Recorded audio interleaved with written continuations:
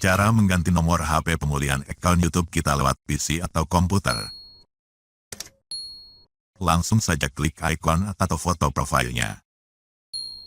Lalu pilih akun Google.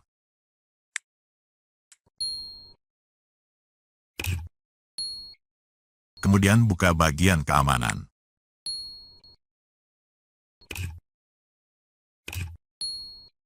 Lalu klik pada bagian telepon pemulihan. Klik ikon edit ini. Nah, biasanya kita akan disuruh masukkan password akun YouTube kita terlebih dulu. Klik lagi ikon editnya. Update nomor telepon.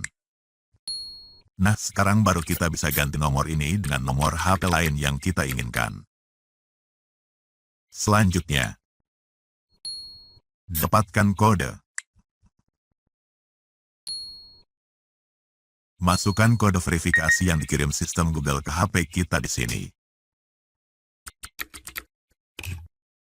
Verifikasi.